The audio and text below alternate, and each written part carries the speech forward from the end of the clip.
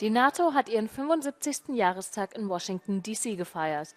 Die Verbündeten sagen jedoch, sie stünden vor der größten Sicherheitskrise im Westen seit dem Zweiten Weltkrieg. 32 Nationen treffen sich diese Woche in Washington, wo die NATO weitere langjährige Verpflichtungen für die Ukraine ankündigen wird, aber nicht bereit ist, Kiew die Mitgliedschaft in der Allianz anzubieten. Viele sind der Meinung, dass eine Mitgliedschaft die Sicherheit der Ukraine garantieren würde.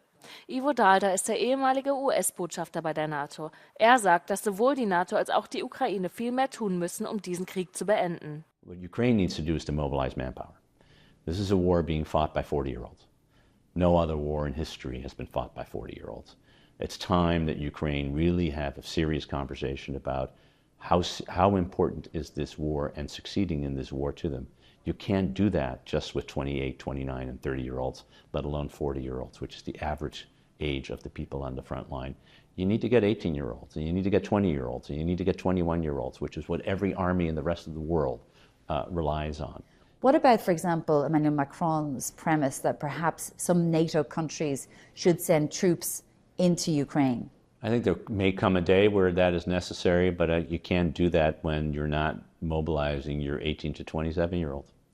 It's very hard to ask a mother or a father, a husband or a wife, a sister or a brother to send their sons and sisters and daughters to war to fight in a country which is not willing to mobilize its own people under the age of 25.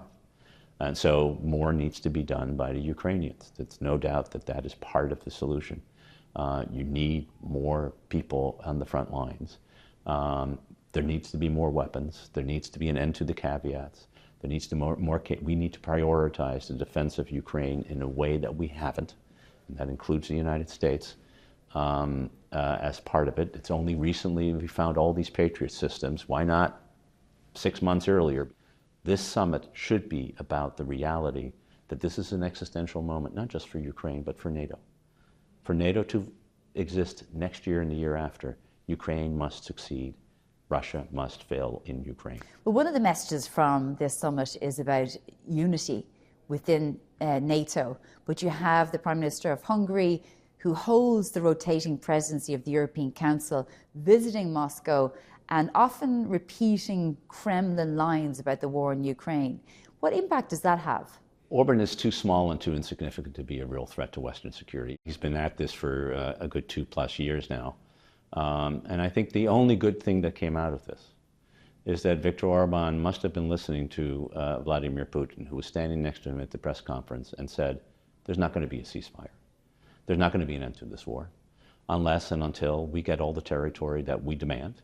And I hope that one of the things Viktor Orbán took away is to understand that this war has an originator that is in Moscow, not in Brussels, not in Washington, certainly not in Kyiv, and that if we are going to end this war, it has to be done by convincing Russia to stop fighting.